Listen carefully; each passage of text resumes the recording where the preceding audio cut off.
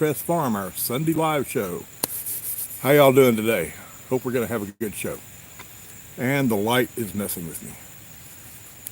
Tech with cap. Oh.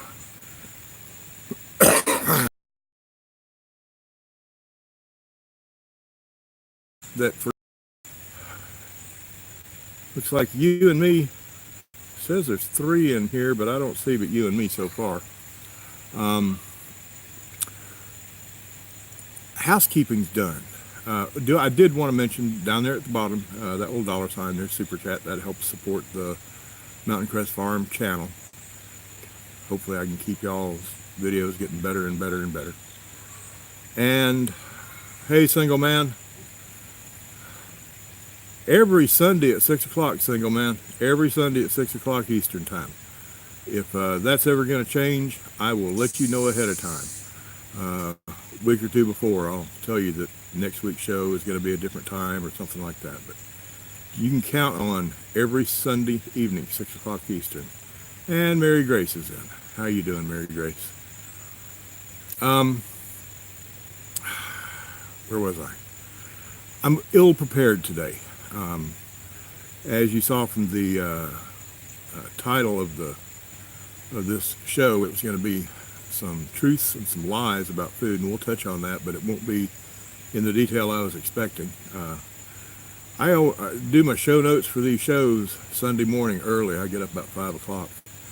And first thing this morning, we had a small, don't worry, nothing big.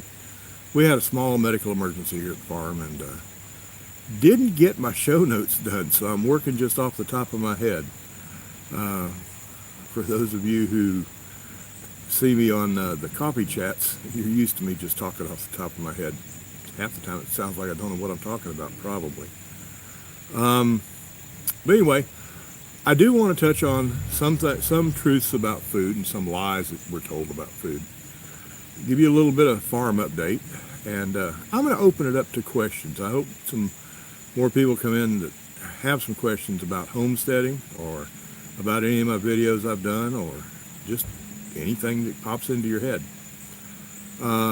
As far as farmed update, yesterday morning when I got up about 5 o'clock, there were 29 little piglets running around this farm, and now there's 10.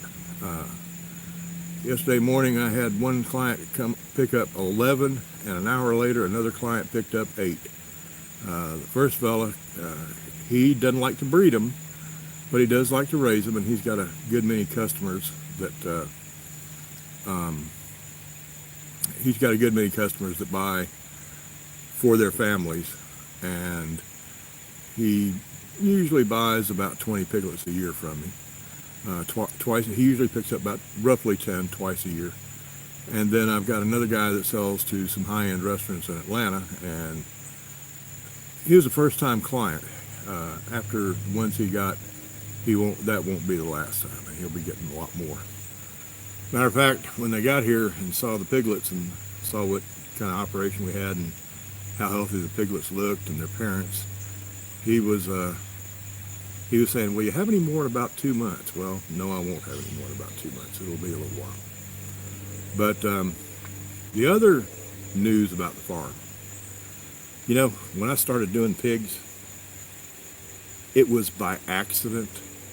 I wanted to get one pig to breed because I like the breed. I told y'all that last week.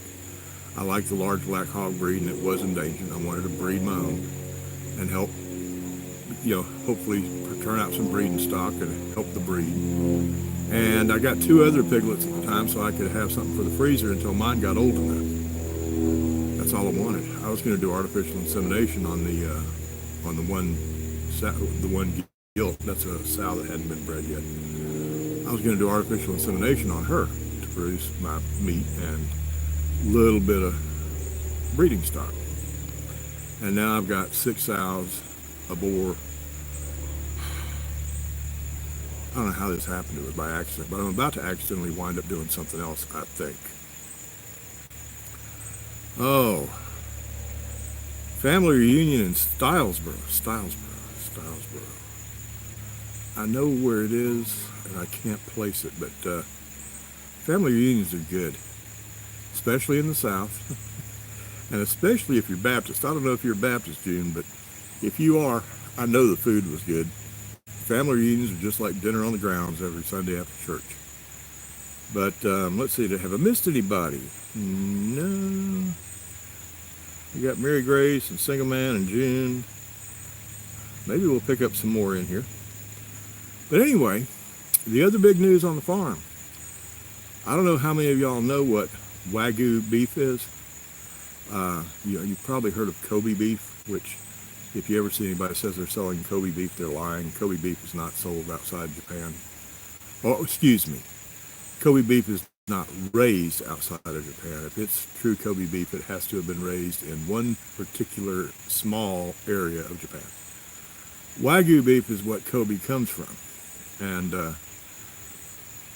got a fella who, he's an older gentleman, he's in his 70s, who's been a client of mine, got a boar from me, so he could raise large black hogs.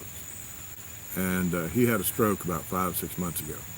And he raised all kinds of stuff. He had sheep, he had goats, all heritage breeds. That's all he did was try to help breeds continue. And he had sheep, goats, large black hogs, obviously. And he raised Wagyu beef. Wagyu beef is expensive stuff. If you can find a butcher that has any, it goes for anywhere from a low, the cheapest you'll ever see, $40 or $50 a pound, up to a few $100s a pound. The smaller amount you get at the time, the more per pound it's going to cost. But anyway, it looks like I may wind up with, for sure, 2 calves, 2 6-month-old calves from his farm. One for my freezer and one for my father-in-law's freezer. And the possibility is I will also wind up with those 2 calves' mothers. And I'm going to wind up in the cattle business. I don't know how this happened. I wasn't even going to be in the pig business. I was going to raise a little bit of meat for my own freezer and some breeding stock to help the breed. That was all. And by the time you see the show next week, I'll know if I'm going to wind up in the cattle business. I don't know. Let's see. Single Man. Oh, Nona Grace. Yes, following Nona Grace. Mary Grace is probably one of the 2 nicest people I follow on YouTube. I don't follow her kind of channel. I don't.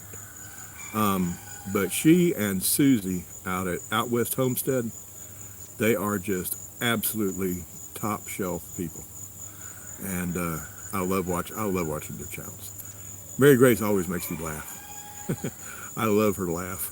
And when she starts laughing, I laugh. But, anyway, back to it. Maybe raising Wagyu beef, which means that folks close to me, talking to you, June, need to be talking it up if I get in the business, because I'll be having some beef that I'm trying to sell. And I do have 8 piglets left that are still for sale. So if you happen to pass that along, June, to anybody that is close by, because I think you're over in Cartersville. We're only about 40 miles apart. Anybody you know that might want to raise some awesome good pork, I've got 8 piglets left. Now let's get on to today's show. The topic of today's show was supposed to be lies that we are told about our food. I touched on it a little bit last week when I was talking about how certified Angus beef that you pay a premium for is not really Angus. It's mostly Angus, but it doesn't have to be Angus. It's certified Angus, but it doesn't have to be Angus. All it has to be is a cow with a black skin. Belted Galloways come to mind. If you want to see a pretty cow, Google Belted Galloways, Galloways. That is a pretty cow. But anything with a black skin can be certified Angus beef, even though it's not Angus. And we went through the thing about Berkshires were supposedly the Kuruboto, which is the pork version of Kobe and Wagyu beef, how that wasn't really true. That was just marketing. But there's other lies we're told. I don't know how many of y'all are into eating really healthy. I don't mean the diet of the day. I mean truly eating healthy as a lifestyle. And those of you who are, you're going to already know what I'm fixing to say. But some of y'all don't. We all know that most people get their milk from a cow. Well, no, that's a lie. Most people get their milk from a cooler in the back of the store at Kroger or Publix or wherever you shop. And I think I just saw somebody else come in, didn't I? Yeah, JW Dogs. Howdy from the third coast. Let's see. We got the East Coast. We got the West Coast. You must be on the Gulf Coast. So, where on the Gulf Coast are you from, JW Dogs? Oh, and Thomas slid in here. How you doing, Thomas? Some other lies. Where you get your milk. Now, some of us were raised rurally. I wasn't. I'm a townie. I'm not a city boy, but I'm a townie. I wasn't raised out in the country. Mary Grace, Nona Grace was, got their milk from the cow. Or if they didn't have a cow, got their milk from a neighbor who had a cow. Not pasteurized, not processed. Doesn't happen anymore. It's illegal in most places. In Georgia, if I have a cow or a goat, I used to have a goat dairy, had 20 goats I milked. It is illegal to sell raw milk in the state of Georgia for human consumption. You can sell it as pet food, but you can't sell it for human consumption because it's not safe. We're told that it must be pasteurized, it must be processed and pasteurized so that people don't get things like E. coli and E. coli and Listeria, the two big ones they always scare you with. Let me tell you something about both of those. Start with E. coli. It's supposed to be deadly, and it will make a kid's HUS, I forget what HU stands for, and S is syndrome, kills kidneys and kills people. And we're all told that you got to have processed milk because if you have unpasteurized milk, you might get E. coli and kid will die from HUS. That's not true. It's sort of the truth. It only tells you half the story, though. The other half of the story is E. coli itself is not dangerous. If you get an E. coli infection, you will be miserable for a few days. You'll have diarrhea. You'll have stomach ache. You will be miserable for 2 or 3 days, like most food poisoning. It's about the same. But what'll happen is where kids get sick and sometimes die is not from E. coli. They'll get a case of E. coli and their parents will take them to the emergency room. And at the emergency room, they'll have a temperature that's going up and a white blood cell count that's going up. What that indicates is an infection. And the doctor at the emergency room won't know what the infection is, just generalized infection. So, and the lab work will show some E. coli, the lab work doesn't show the E. coli. It shows that there's high white blood cell count and a temperature, and your temperature's going up. So the doctor gives you a broad spectrum antibiotic. That way, just generally, let's just hit everything and take care of everything. Problem is, when a broad spectrum antibiotic tries to kill E. coli, E. coli starts making some nasty stuff that kills kidneys and kills kids. It's not the E. coli that killed the kid. The kid was going to be a little bit miserable. 2 or 3 days of diarrhea and a stomachache. That's what E. coli does. It's when the doctor doesn't know it's E. coli because he doesn't test it good enough.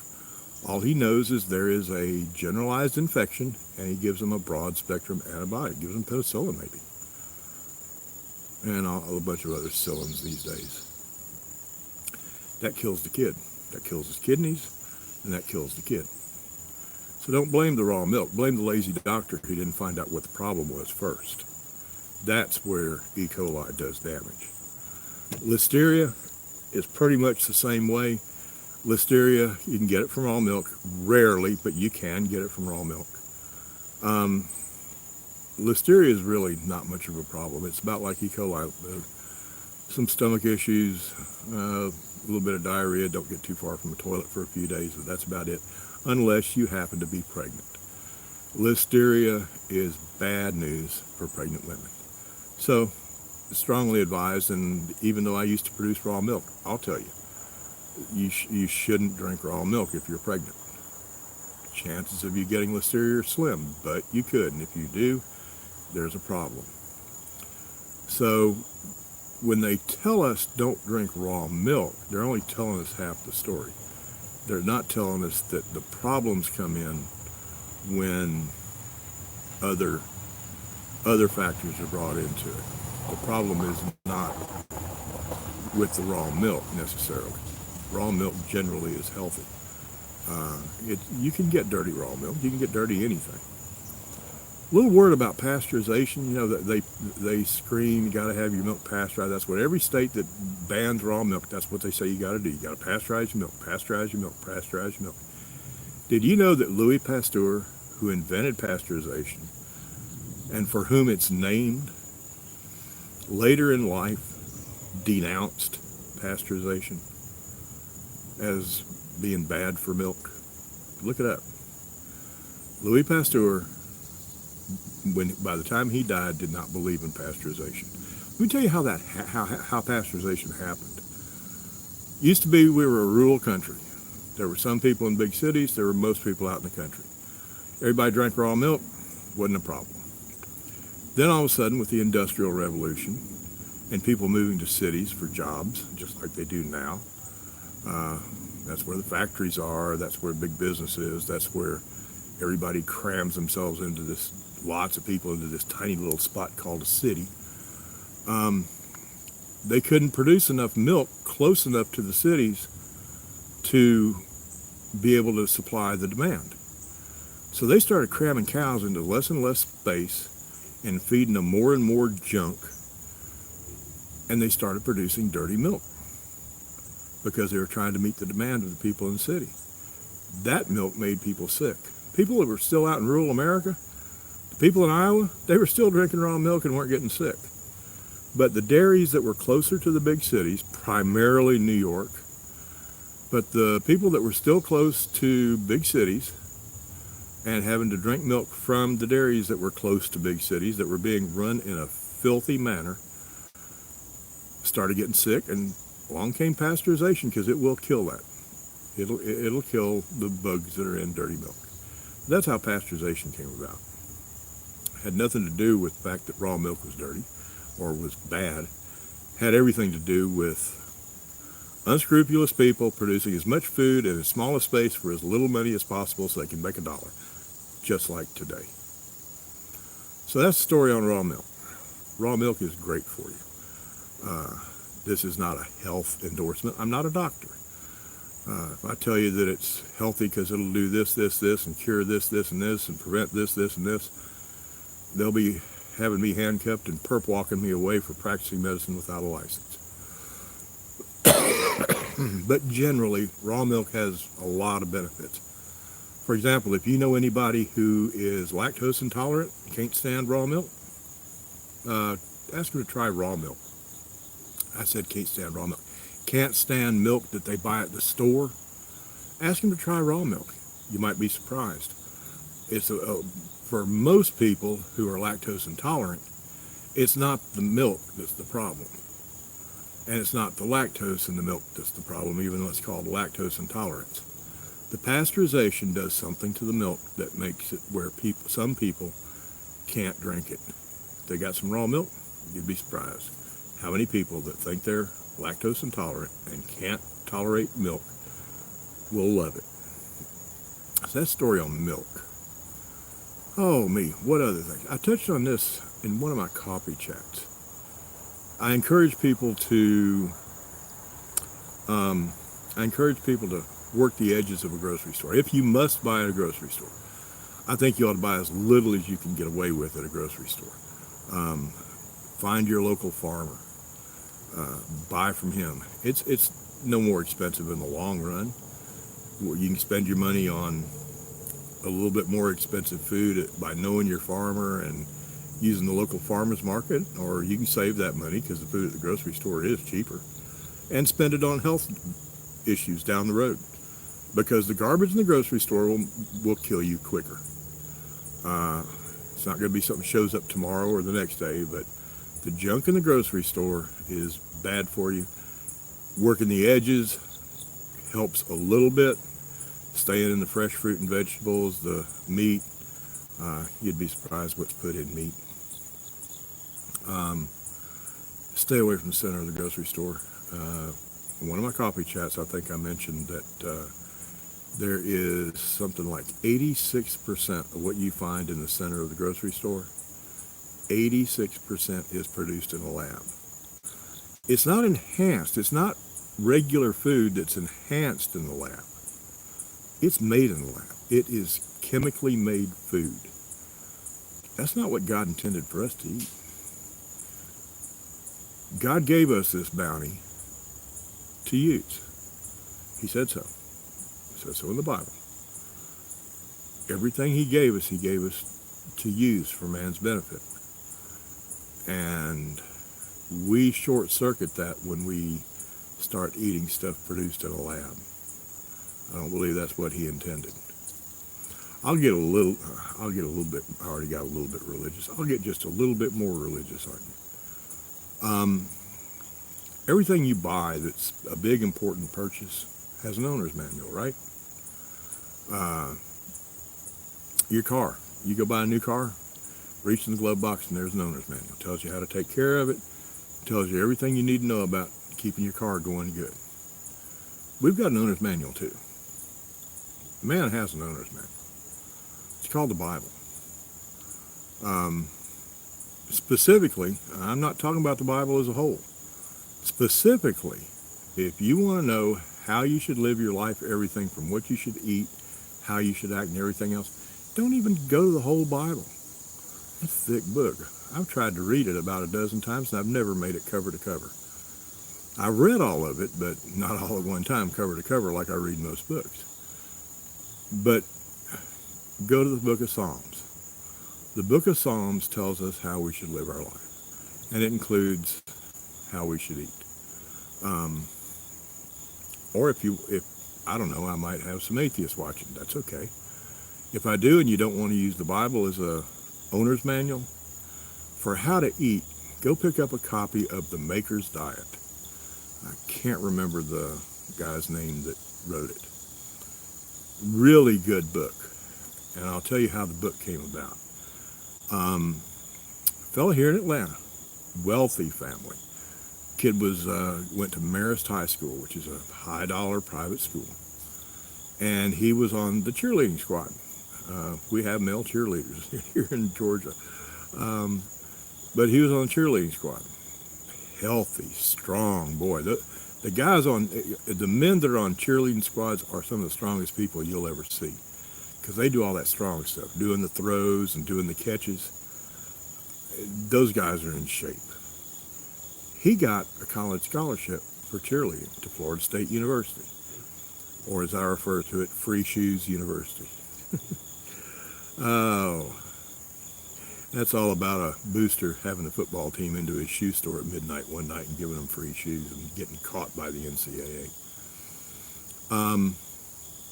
He got a scholarship, and between the end of high school, when he graduated as a senior, and when he showed up at Florida State in the fall, he had gone from a strong, strapping young man to a pitiful weakling.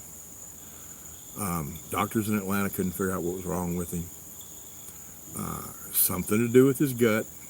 Most bad stuff that originates with us originates in our gut. Those things, listen to your gut, or I've got a gut feeling, or even the Bible. The Bible doesn't tell you anything about listening to your heart. It says listen to your gut. But there was something wrong in his stomach, and doctors couldn't figure out what it was. He was about to die. He was down to like 130 pounds, and he's about 5'10", 6 feet tall, something like that, and weak as could be. And his dad was desperate, and his dad had some money, and his dad started looking for anything, any help for this kid. And I mean, outside of traditional medicine, and wound up about 4 or 5 months later. His dad bought him a Winnebago RV, handed him a set of keys, and gave him a piece of paper with an address on it. Said, "This guy's in California. Go see him." Kid drove out there, found the address, parked in the guy's driveway, and lived there for 3 months. While the guy, he had Crohn's disease, and this was back before there was much known about Crohn's disease. He went out there, and Justin something, that I'm trying to remember the name of that.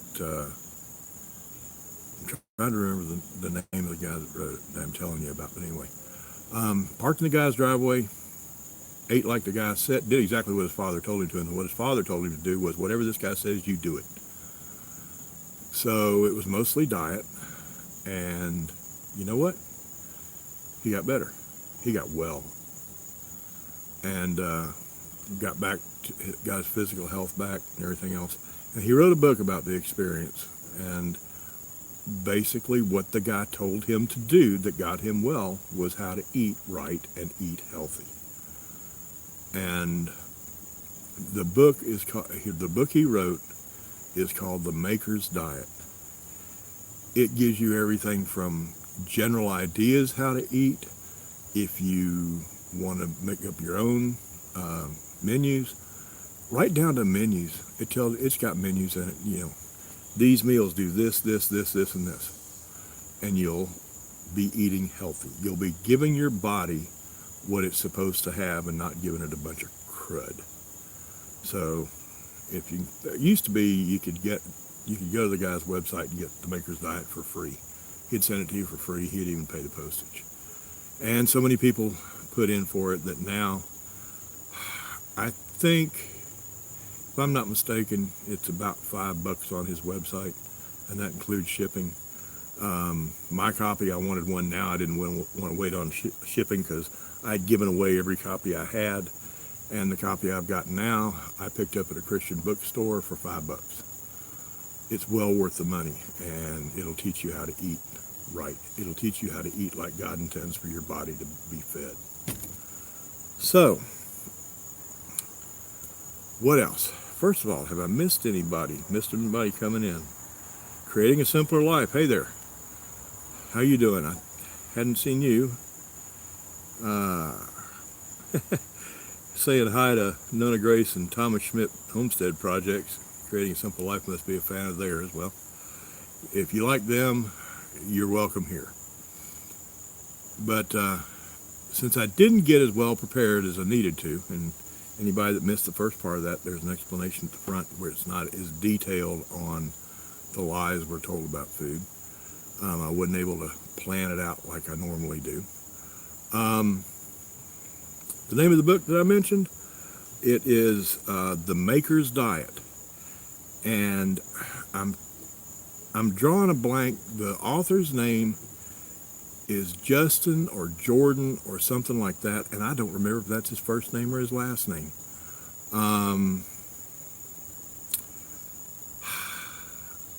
I wish I could remember. I don't have a memory. I've never had a memory. It's not age. When I was 10 years old, I couldn't remember what I did 5 minutes ago. Anyway, I'm not as well prepared as I had planned on being. A lot of detail on healthy eating and the lies we're told about our food, and so. But I'm going to leave it at: stay away from the center of the store, for God's sake. The center of the store is nothing but a cesspool of chemicals. If you've got to buy groceries at a store, work the edges. Fresh fruit and vegetables, meat. Let me tell you a story about meat. Let me tell you.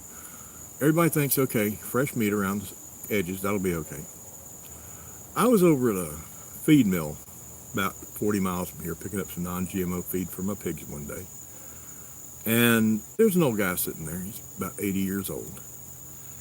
And he and I were talking because they were busy, and for some reason I wasn't getting waited on right away. I think they had something going on.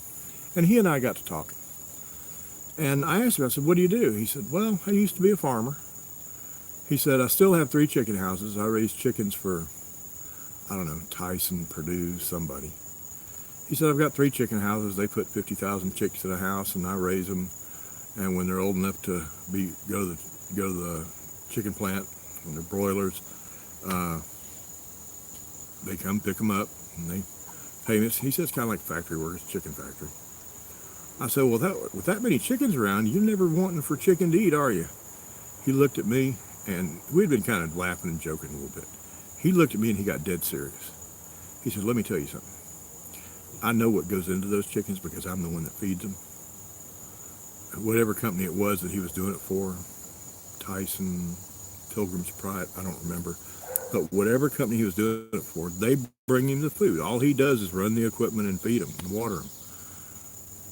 He said, I know what goes into chickens. And you couldn't pay me to eat a bite of anything that comes out of those houses. He said, my wife and I have a yard flock. We keep about 25, 30 chickens around for eggs and for meat, our own chickens, separate from the ones in the chicken house.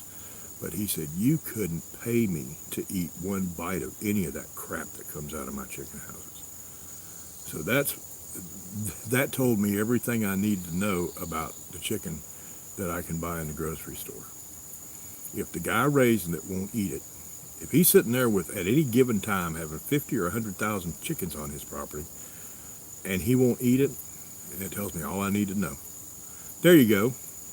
Maker's Diet by Jordan Rubin. That's the book, and that is an absolutely great book. Take that, and like I said, the Bible is an owner's manual for your body. And take the book of Psalms in the Bible. Psalms or Proverbs? Might be Proverbs. I'm not a biblical scholar. Either Psalms or Proverbs tells us how we need to live, and that with the Maker's Diet will be an absolutely great way to eat. Thomas Schmidt, it's on Amazon for $9.67.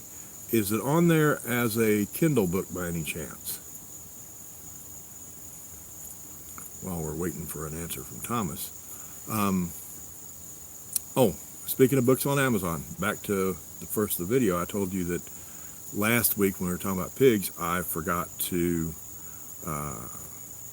tell y'all that if you're new at raising pigs, or if you're contemplating raising pigs, if you look down there in the description of the video, one of the first things at the top after I talk about this particular video, give you a little intro to it, the first thing down, the first link is to a book I wrote about 3 years ago now on raising pigs. Yesterday I couldn't spell pig farmer, and today I are one. And it's a good way to get started with pigs. It doesn't tell you everything you will ever want to know, but it gets you started good. Thomas says yes, that book is on Kindle, which means if you are a Prime Amazon Prime member, you can probably get that book. Amazon Prime members have a benefit that a lot of us don't use. I hadn't used it but once or twice, called the Lending Library. So instead of having to spend $9.67 for it on Amazon, you can borrow it from their lending library. I forget, you can borrow 2 books a month or something like that. By the way, my book, if you're an Amazon Prime member, my book's $8.99. If you're an Amazon Prime member, you can read mine through the lending library, so you don't have to spend the money for it.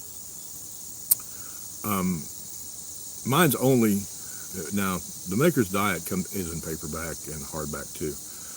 Mine's intentionally only in Kindle.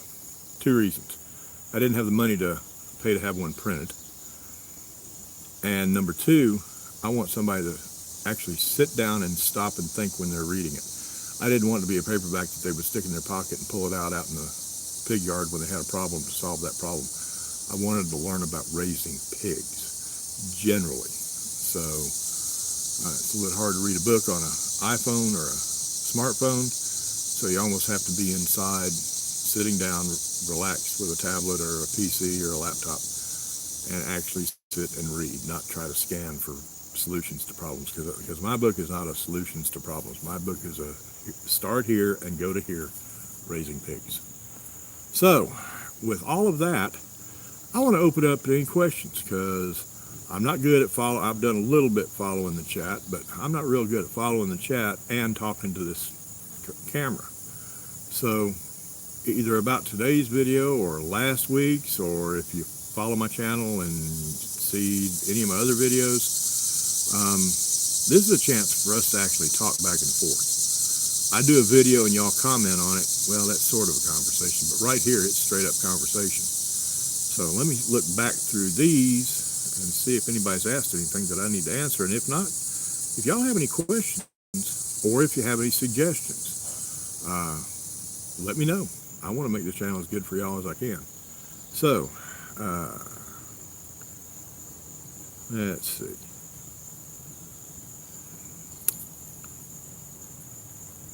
Yeah, Creating a Simpler Life, it's truly a good book. And I think you'll get a lot out of it. Nona Grace, there are even YouTube videos about the book, or expand just a little bit.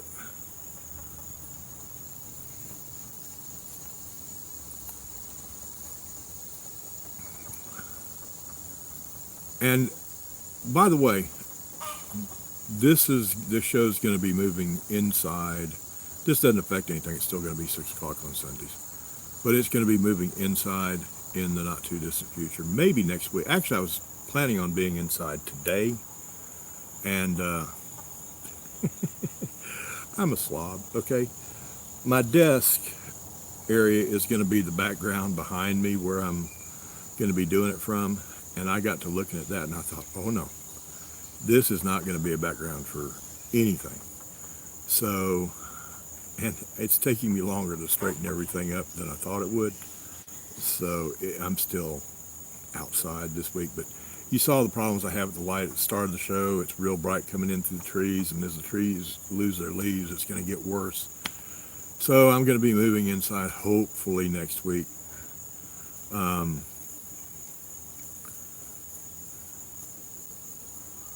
Asta McGuire, my cicada is very loud. I don't have any cicadas. Oh, I'll bet what you're hearing is some chickens behind me. I don't own any chickens either. I used to have 100 laying hens and sold eggs, and when I had some bad health issues here in the not too distant past, some of my regular viewers know the background on that, but anyway, I had to get rid of everything. And I got rid of chickens, and I just hadn't started back with them. I will have another 100 chickens by next spring. Eggs there's nothing like free-range eggs. There's no flavor like free-range eggs. They're healthy, and they sell like hotcakes. If I try to sell free-range eggs to local people around here, they'll laugh at me because they can get them for $3-4 a dozen around here, easy. But I get about $6.50 a dozen. And what you do is you don't market to your local people. You don't market to the people who are just like you, country folk with their own chickens. You market to the health food people in Atlanta. When I had dairy goats, I had one customer that would drive up here from Decatur, Georgia. We're talking 75 miles. She would come up every Saturday morning to the local farmer's market, and she would browse the farmer's market and might see something else she wanted too. But she drove up here 75 miles each way to buy 1 gallon of raw goat's milk for $12 and 1 dozen free-range brown eggs for $6. People who are really into healthy food big time, they will go to the extremes that I wouldn't believe. I'm thinking, lady, just get a chicken. But she couldn't get a goat. She couldn't have gotten her raw milk. What kind of chickens will I get? Well, Thomas, I like four. I like four. There's more than four, but I like four breeds of chickens. I'm looking for a chicken that's a heavy layer. I'm looking for 300 eggs or more a year. Um, I'm looking for a chicken that lays brown eggs. The difference between brown eggs and white eggs, when you crack it open, there's no difference. None. But customers want brown free-range eggs. So brown free-range eggs, heavy layer, means I am limited, or not limited, but I pretty much choose four breeds. And the reason I use four, a chicken's a good layer for 2 years. After 2 years, it goes in the stew pot. If you've got 100 of any breed out there, and pick 100, pick 50, however many you want to have. If you've got any breed that you've got 100 out there, how do you know which ones are almost 2 years old and which ones aren't very old? You don't. So what I do is I have four breeds and I rotate. Buy 50 birds every 6 months. Rhode Island Reds, Barred Rocks, chicken's called a Black Star or a Black Comet, and a chicken that's called a Gold Star or a Golden Comet, or there's another name for that one. And buy 50 of them every 6 months. That way, all you got to do is look out there. Let's see, which breed did I buy 2 years ago? And Rhode Island Reds. Okay, you pull your Rhode Island Reds. They go in the freezer, and you get 50 Rhode Island Red chicks. Then 6 months later, Barred Rocks were next. Okay, you pull your Barred Rocks, put them in the freezer, and get 50 more Barred Rock chicks. That way, you don't have to worry about putting leg bands on them. It's real easy to know which ones are which. And all four of them are excellent egg layers. You get over 300 eggs a year out of them. And all three of them are great at free ranging and produce brown eggs. So those are my four choices of breeds. Let's see. Free audiobook preview. Okay.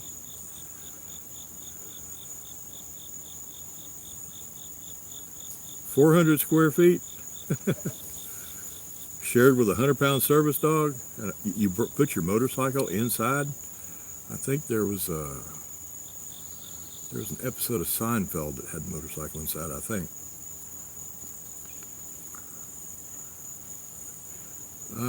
Mary Grace, Rhode Island Red are good layers. Ban them. Why ban them?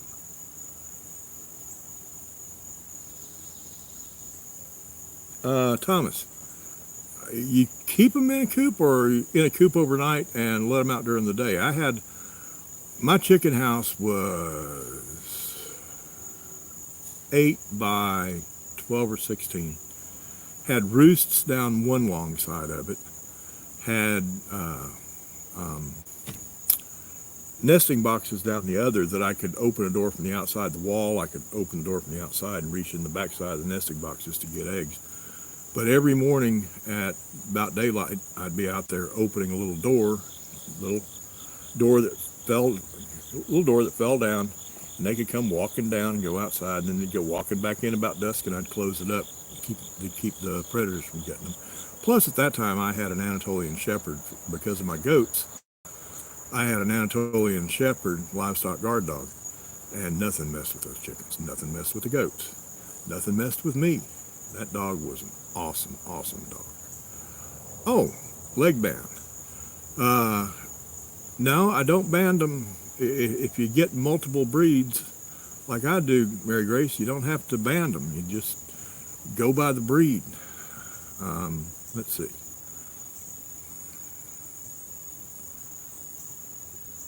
Lisa and Will's Halls. Hey, folks. New to the channel. I hope you keep coming back. How many nesting boxes for 100 chickens?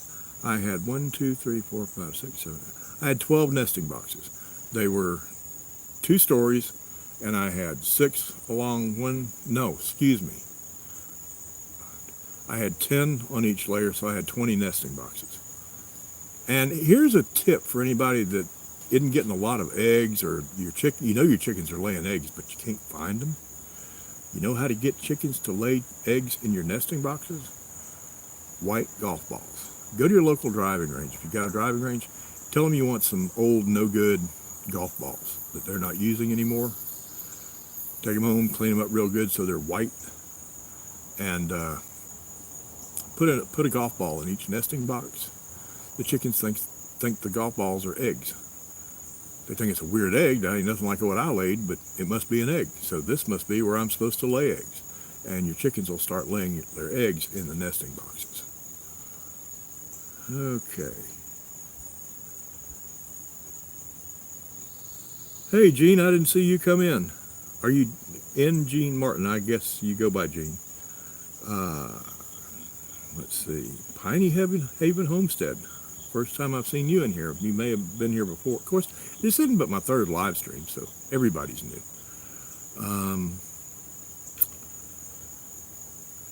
Yeah, it took me a while to get the deal on the golf balls. I had chickens that I knew were laying eggs. And every once in a while, I'd stumble across a stash of them. I had a piece of plywood leaning up against my house. Maybe where it was leaning up was maybe 3 feet off the ground. And there was this much space down at the bottom, maybe 2 feet. Just a little triangular area. I moved that piece of plywood one day, and there were 75 eggs under there. I didn't know how old they were. Obviously, I couldn't eat them. But I decided right then I had to find a way to get the chickens to lay where they were supposed to. And somebody told me about, I don't remember who, but somebody told me about the golf balls. And yes, it works.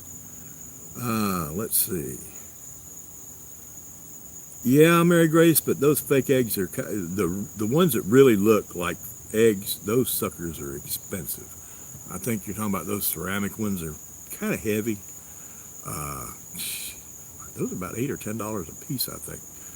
A driving range will give you old used golf balls. Get rid of them.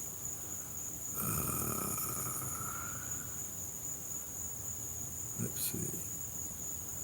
Thomas Schmidt used fake eggs and golf balls.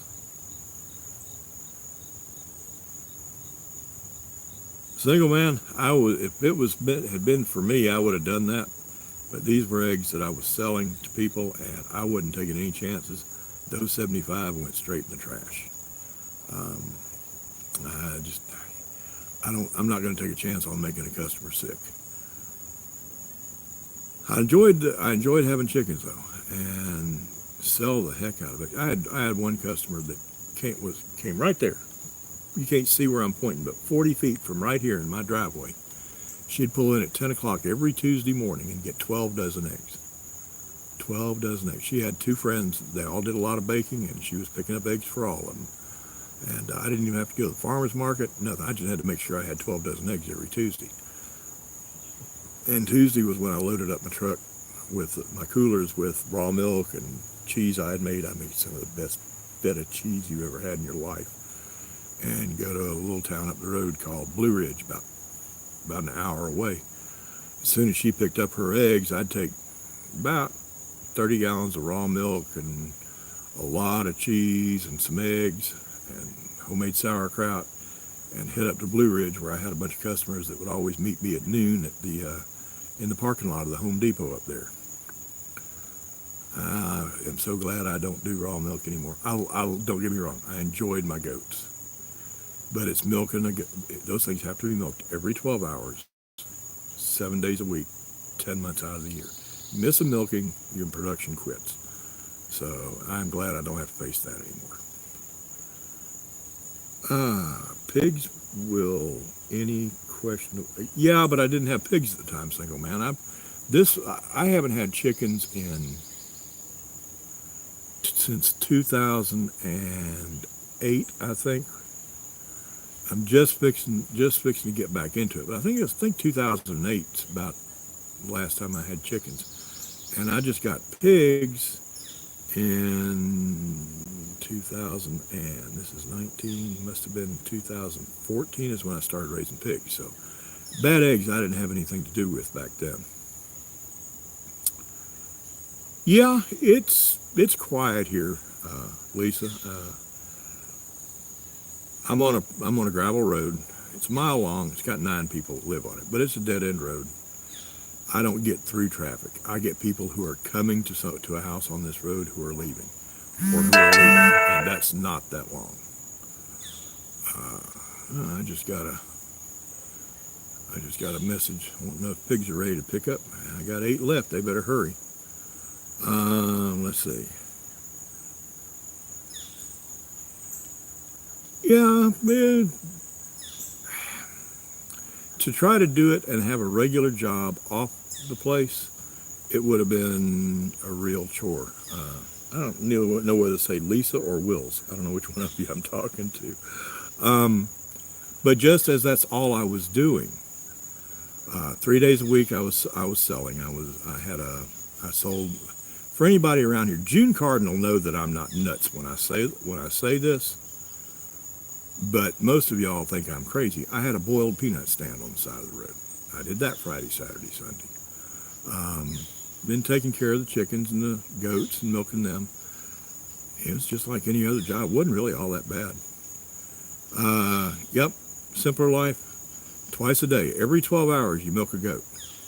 You do it for 10 months. 2 months, the last 2 months of their pregnancy, you let them produce milk. Let them produce healthy babies. But 10 months of the year, you milk them twice a day, every 12 hours. In my case, it was 5:30 in the morning, 5:30 in the evening. And if you miss one milking, the milk production from that goat will be cut in half. If you miss a second milking on a goat, you're done. You get no more milk until they get pregnant and have another kid the next year.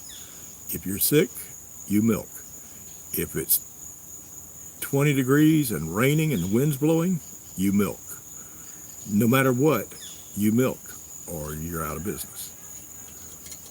Let's see. $3 a piece for ceramic eggs? I hadn't seen ceramic eggs that cheap down here. Every time I see one down here, it's in some antique store. Let's see.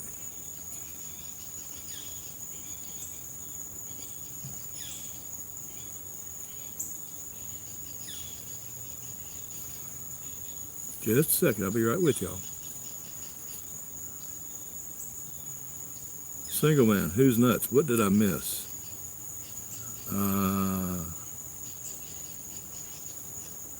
Yeah, June, people laugh at me about boiled peanuts. You'd be amazed what you can make with a boiled peanut stand on the side of the road. And it's so easy.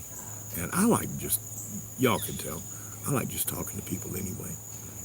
And that was half the fun of having the boiled peanut stand. Half the fun was making some good money. And the other half was just sitting and talking to people. Let's see. Single man, how would you make your own fake egg?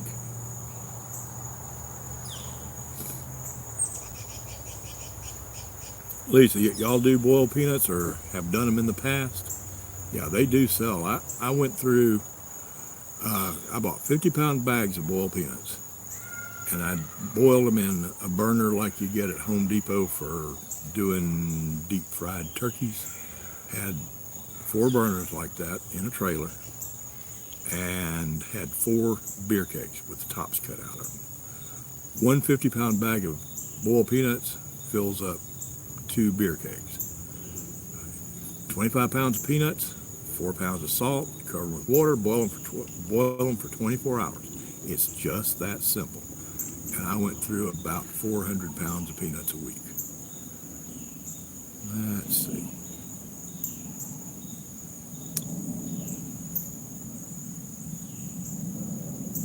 Yeah, June, you milk or you're not going to have any milk. Asta, you've had boiled peanuts before, huh? They are good. Lisa, where are y'all from? What farmer's market do y'all go to? Creating a simpler life? My intention with this channel is to do 2 things. It's to entertain and inform. I hope what I do, whether it's these live shows or whether it's my other videos, I hope you find them entertaining. And I hope you get some information out of them. I don't do these videos just so I can say I've got a YouTube channel, hey, look at me.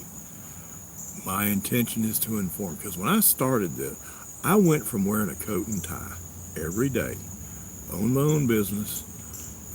I know it's hard to believe now. I'm sitting here a toothless redneck pig farmer. But I used to be a coat and tie guy with my own business, real successful business. But when I started doing this, I didn't know my butt from a hole in the ground. And I didn't know where to find information. So I do this as information to help other people out as much as I do anything else. Let's see, what am I missing here?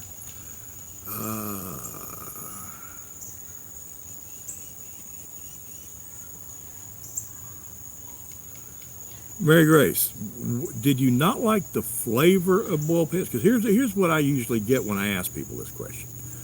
When people say they don't like they've tried them and they don't like boiled peanuts, did you not like the flavor or did you not like the texture? Because the texture is a little bit odd, different, but you can get past the texture because they sure taste good.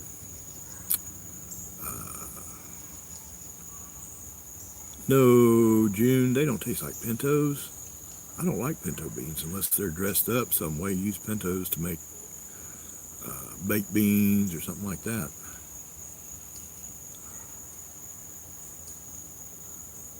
Yes, single man chickens are dumb. They're about the dumbest animal I've ever had to deal with.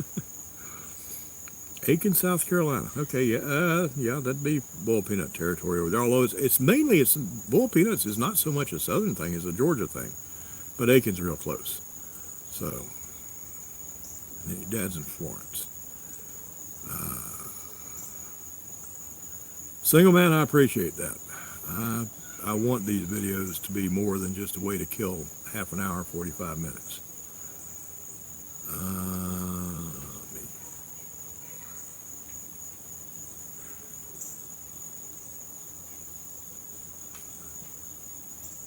If they had no taste, then you got some bad boiled peanuts. They have some taste and they are good. Now, they are very salty. And if I'm not mistaken, you try to avoid salt in your diet, Mary Grace, I think. And they are really salty.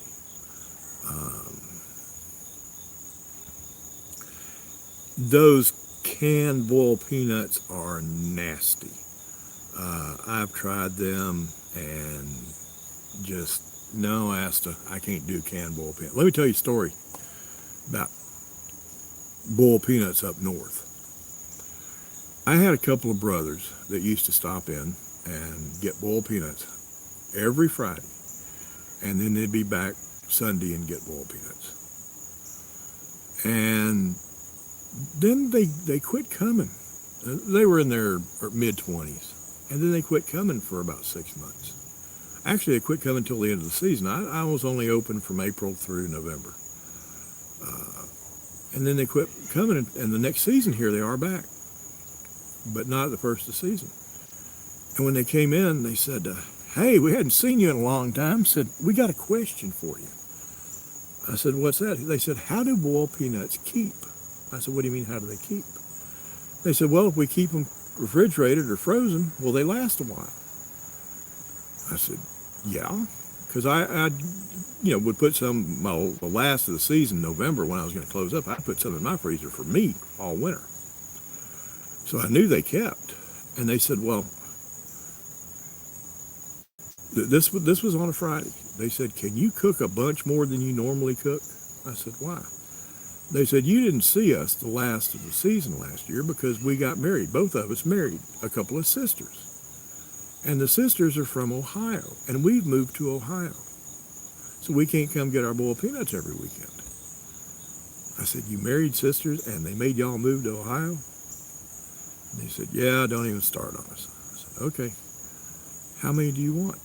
They said, well, there's 52 weeks in a year, and there's 2 of us. That's 104 bags, and our wives like them too, so that's 208 bags. Can you bag up 208 servings of boiled peanuts, and we will pick them up Sunday? I said, for 208 bags, you're going to pay me half the money now. I said, I'm not going to do 208 bags and eat them. Okay. And I was getting $4 a bag at the time, about a quart bag.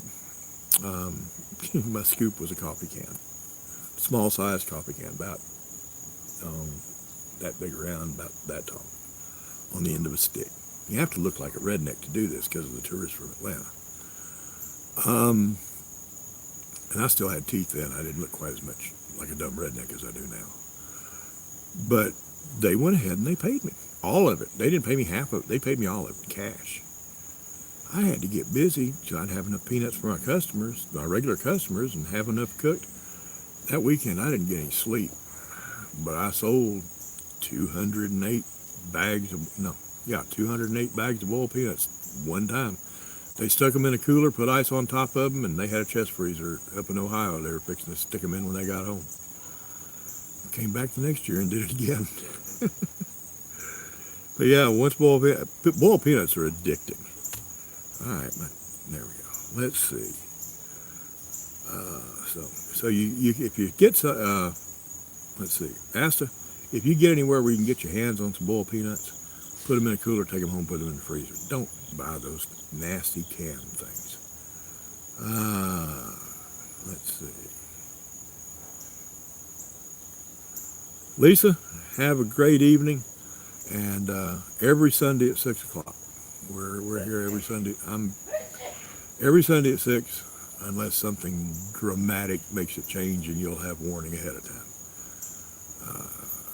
And there is videos besides the live. Check out my channel. It's not just the lives on Sunday. Yeah, what June said. Hit that up button. Up, up, up. I don't have I've got the scroll for the chat on, but I don't have the channel on. I don't know how many people are hitting the up button. I hope a bunch. Yeah, if they forgot the salt, because they are salty.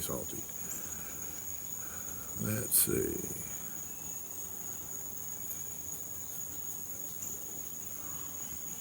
June agrees with me. No canned boiled peanuts. Yeah, Asta, to this day, I haven't done boiled peanuts since 2008. July 2008 was the last boiled peanut I sold. And I still, when I go to town, people that stop down there at the corner where I used to sell them in Tate and at the farmer's market, people still ask me, Bob, when are you going to start doing boiled peanuts? Or Bubba Bob. That's what everybody knew me as back then, Bubba Bob. And when are you going to start doing boiled peanuts again? None of these people around here know how to cook them. Well, I'm not going to say never, but it's not in the plans. June, you got 14 bags in your freezer? You saving them for winter? Because right now you can be getting them fresh.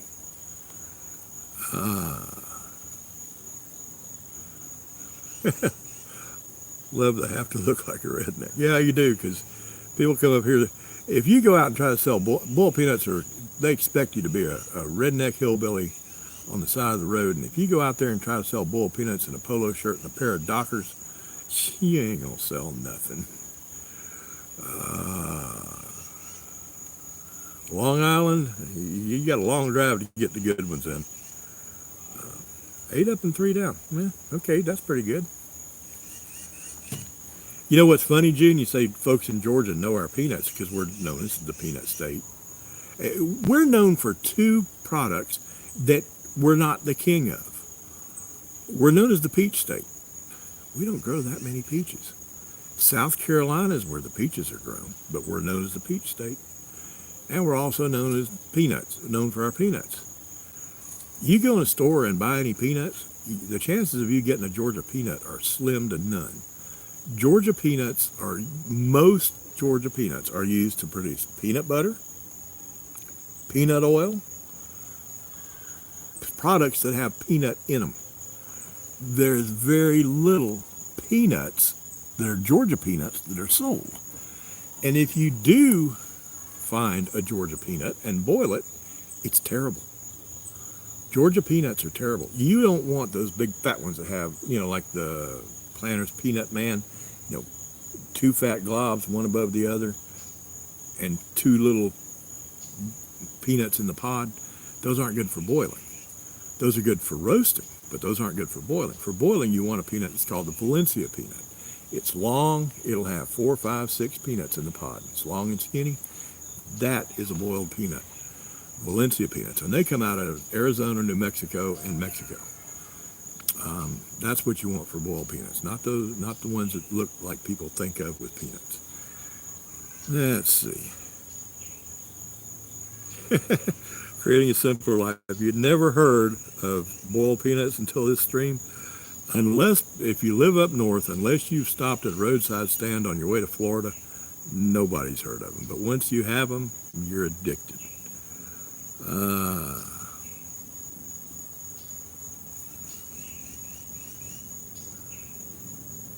Yeah, that's two New Yorkers in here, but Asta, she is way away from you. She's out there way on the west side. Let's see. 4 from New York. There's nice folks in New York. I actually used to like, I don't think I'd like it much now. I hadn't been in a few years. I used to like to go to New York City once every 2 or 3 years for about 4 or 5 days. You couldn't pay me to live there. There has not been enough money printed to get me to live in New York City. Just isn't going to happen. But as a tourist, God, the food, oh man. There is no food like New York City. I don't care if you're going to a nice restaurant in Little Italy or in Chinatown, or if you're just talking about a street vendor on the sidewalk. The food in New York City is awesome, and I like going as a tourist. I like seeing Radio City Music Hall once every 4 or 5 years. I like going to Statue of Liberty once every 4 or 5 years, make sure it's still there. Empire State Building, been to the top of it a dozen times, and like to make sure it's still there.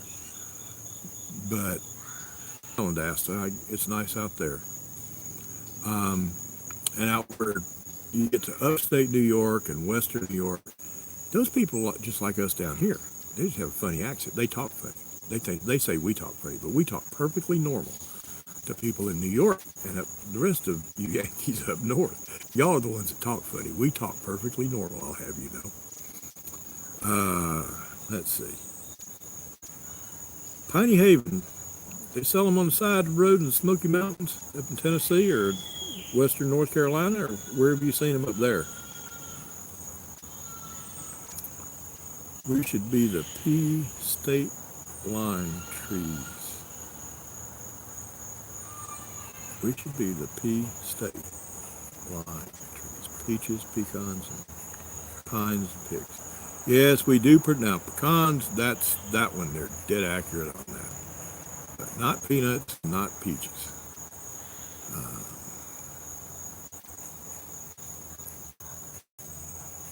So you mean the type of peanut to boil? You ordered some Valencias? Yeah, you can get those in 5 and 10 pound bags. And if you get some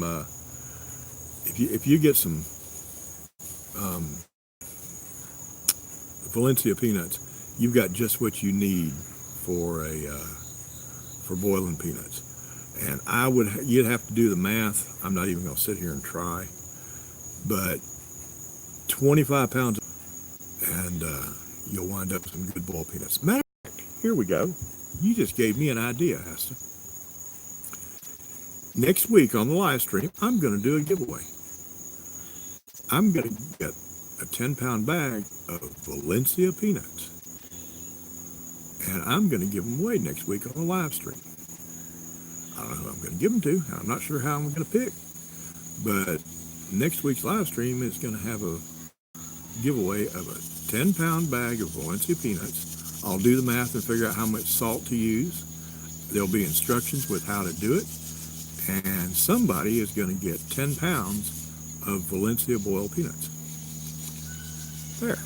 I've been wondering what kind of giveaway I was going to do. I've been wanting to start one. Now, there's one right there. Next Sunday, 6 o'clock. Be here and you might get some boiled peanuts. You might get some peanuts you can boil, not some boiled peanuts.